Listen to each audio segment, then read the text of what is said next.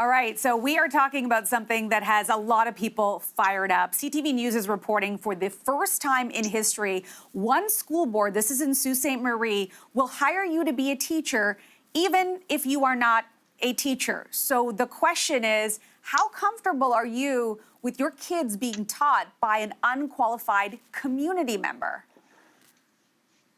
I don't know if you can see it in my face, ladies, but my blood is boiling. It's going higher and higher and higher, and I think my head might pop off during this segment. Where do I begin? I, of course, feel for this school board. The fact that they are in this position where they have to reach out to the community member and all you need to do is clear a criminal background check. That is how desperate this situation has become in some parts of this province and in some parts of this country. And it is a colossal failure on the part of all the powers that be that had months to figure out this plan. This is unprecedented, so I don't definitely want to come in here and say we should have known that this was coming. I think we didn't know how bad this was going to be, but I think that when you have 2 million students in this province alone that back in March completely stayed home, someone back then in March should have said, come September, if we're still in this position, what are we going to do? And if this is the best that the powers that be came up with, which is now desperately grabbing anybody off the street, it feels like, to go in front of a classroom, then this is sad. I'll tell you something. You remember when you're in school and there were supply teachers who would come in and who would listen? Like, it was like a free day because you're like, well, who cares? We're not going to do anything for real anyway. Now we're basically saying we're okay with completely unqualified people taking the reins of our children. We don't know what grade they'd be teaching, if it's online, if it's in person.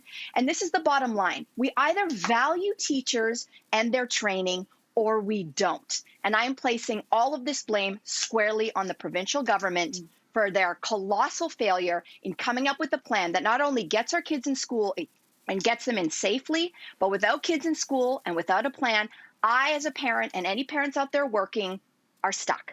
Yeah, Mel, I definitely hear you in the whole everything that you have mentioned. But let me see if I can somewhat bring your boiling blood just a tiny bit down by just suggesting this. And, as you mentioned, we are definitely in very unprecedented times. We did not see, of course, all of this unfolding.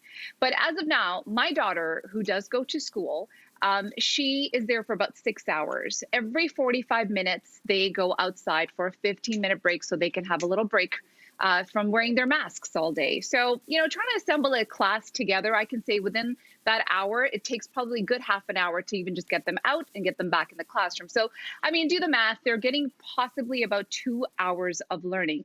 And please hear me out on this, teachers watching. I am not at all discrediting what you do, the training that you have gone through. I could personally never do it. I think teachers are gods. But because of the situation that we are facing right now, perhaps people who were on the top of their game in whatever sector they were working in. Let's also remember that these people have lost their jobs. A lot of people are jobless right now.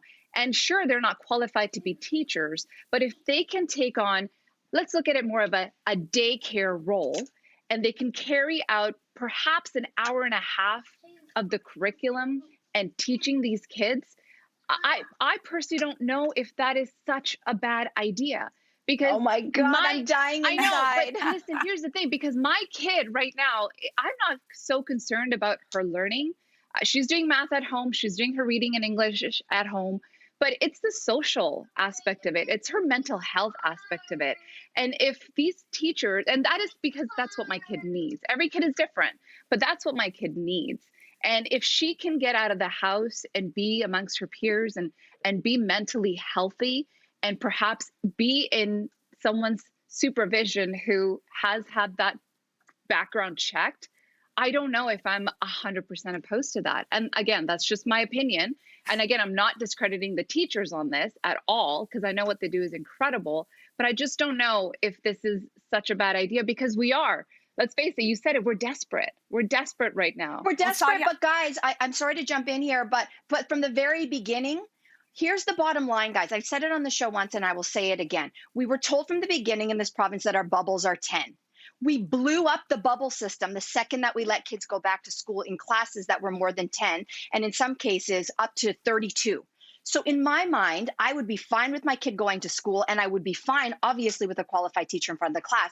There was no option of a safe return as soon as you thought that 32 kids in a class was okay. If you would have told me it was 15 and under with a qualified teacher in front of the class, this is not a lack of funding. This is a lack of imagination and a lack of planning. My kid should be in school, but instead she's 2 feet from me as I'm trying to do my job and teach her math at the same time. This is unfair.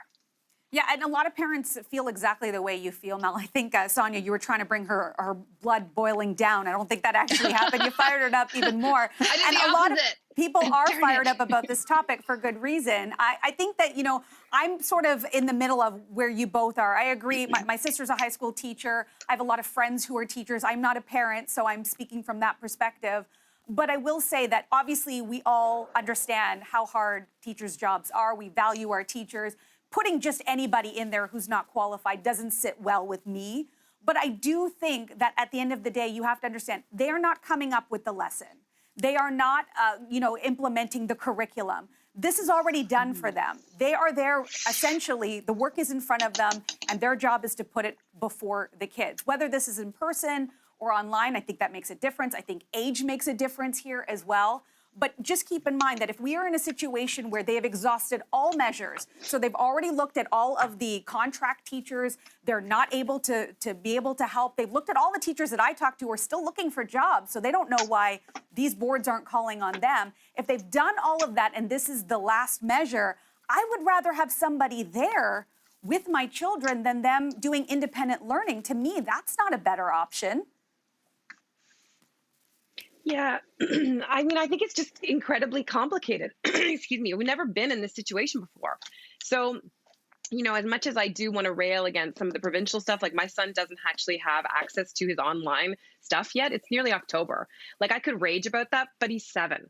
And so to Sonia's point, the thing is that age does matter in this situation, and having kind of empathy and sort of like understanding that we're all in this boat together. It's not like this is just like one area. The entire country, the entire world is going through this struggle. And while I think it's easy to say from the outside in, oh, this should have been done, this should have been done, I think everyone's just learning as they go along. Could better have decisions been made? Sure. I don't think that's fair to say, Mel. We're not on the ground dealing with all of this. I do think there's been some failures. There's no question about it. But right now, I think we all need to take a pause and focus on the fact that this year is going to be an adjustment. Yeah. If by the time we're hitting next March and things have not been organized in a better way, that's very understandably be extraordinarily critical. But I think we all need to take a collective deep breath and recognize that kids learn in very many different ways, and they don't all need to be on the fast track to some kind of executive functioning learning. I think that we can all recognize that we're going to get through this together, and I think we need to take a deep breath. Anyway, that's all I got to say. I need to take a deep breath, but I will end with this thought. You said it you just nailed it on the head, Sin. All of our kids learn differently. And you know who's qualified or best qualified to teach all of those different needs? A qualified teacher. So if my child, who I'm very lucky, does not have any of those challenges, can you imagine a group of 28 with an unqualified person in front of the class with all kinds of learning abilities? What happens to that kid who requires special attention? You see, this is not just, I need a babysitter for my child. This is beyond babysitting. If we value education and we value teachers, that's who I want teaching my child. That's where I'm going to leave it for now. Catch me on Twitter where I don't stop. Why don't we all take a deep breath all together? Definitely a conversation that will continue.